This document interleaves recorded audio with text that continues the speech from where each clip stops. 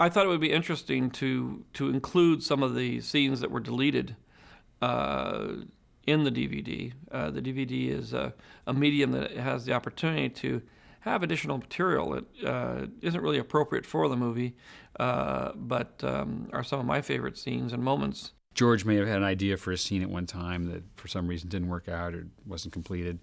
And it's fun to fish through those ideas sometimes and pick out the ones that are favorites and bring them back and maybe modify them a bit and see if they can be fit into the scheme of things. The whole process of editing is a process of paring the film down and keeping all the relevant material and getting rid of all the material that doesn't work for one reason or another. It's like molding a piece of clay. And when somebody's thrown you some clay, there's a parameter of the clay, but you need to start manipulating it to turn it into something.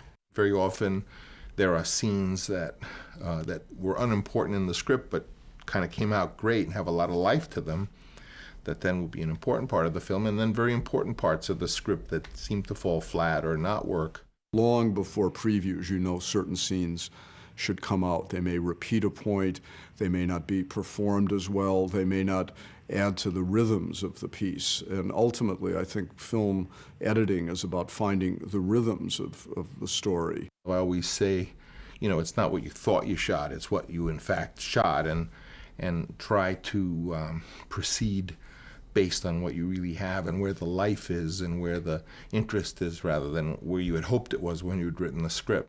Every director faces this at some point. You critique your film and you realize perhaps that you just can't put everything in it you want to because it will weaken the storyline rather than strengthen it. And when we did The Unbearable Lightness of Being, we had an incredible scene of the Russian invasion that I think ran about 13 minutes that Walter Murch and I cut together, and Walter had done a marvelous job with it, and it worked great in itself. I mean, that was the centerpiece of the movie, essentially. But when we began to calibrate it with the rhythms of the movie, it sort of overwhelmed things, and I'd say we cut out almost half of that scene. It couldn't have been more painful to do because it all worked so well. Once you get the film cut into one piece and you look at it, inevitably there are things that the director falls in love with that really, in the long run, don't have much to do with the story. At a certain point in the evolution of the film,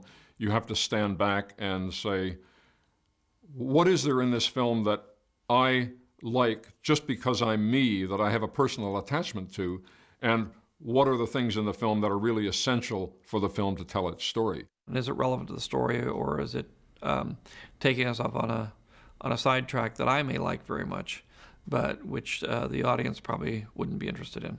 I had an interesting experience on Fred Zinnemann's Julia. We had completed the film. It had gone through all of the polishing in the editing room, but now we were ready to take it out and show it to an audience. We had a preview.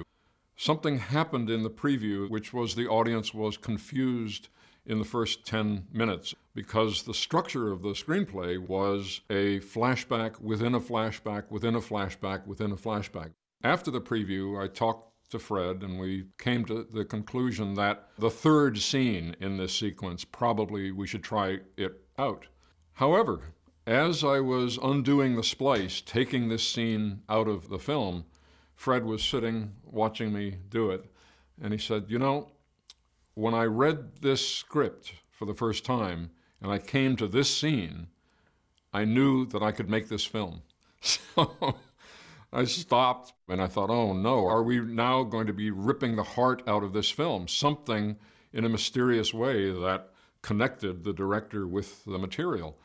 And I looked at him as if to say, well, I think we should do it. And he said, yeah, go ahead, do it. Now you come to the point of pulling this scene out. And even though you have decided to do it, there are many mixed emotions about it. After the film's out and it's settled in and it's been a year or two since it was released, sometimes ideas keep coming back to you and you say, well, what would the film really be like if we put some of those scenes in it now? In the case of Phantom Menace, we knew there were some very good ideas that never really made it into the movie.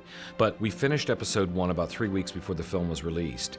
And we had about a week to enjoy the whole after release and the craziness of the picture opening. But immediately afterwards, we actually started working on episode 2. We just didn't have the time to actually sit back and think of what we were going to do with the DVD. It was always George's intention to do something different. But I'll never forget, he called me up and he said, what if we actually completed all the sequences that we had to cut out of the movie?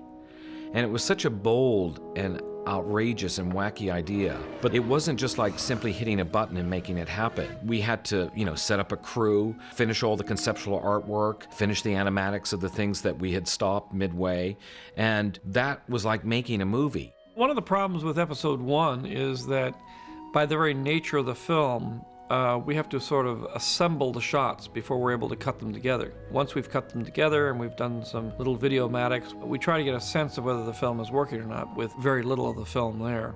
But inevitably, in a film like Phantom Menace, we're faced with the overall length issue. The film can't be too long. One of the concerns you have in releasing a feature film is the running time. And George Lucas has always preferred to have a film that was about 2 hours in length. You have to look at the film as a whole when you've cut it all together and see where it's slow, where it's not playing well. Any shot, any sequence that gets in the way of the story has to be cut out. And actually, I've never seen anybody who's more ruthless with his own work than George. Because of the success of the movie and because it's a DVD, we were able to finish off these scenes and see what they would have looked like had I left them in the movie. It's nice to see the pre-pod race. There was a lot of anticipation, introducing all the drivers, the revving up of the engines, the milling of the crowds, the smell of the gas. The pod race grid sequence in the original cut did go on quite a while because there was a lot of things in there that I liked, and Ben, who was cutting it, was very enamored with a lot of the characters that were in the race. The problem is that the pre-grid adventure almost became a movie in itself. We had to really cut it down to get it into into balance with the rest of the race. Sometimes we have to bite the bullet and say, even though we love this, it's really not appropriate to put it in the movie. And this way we were able to have our cake and eat it too.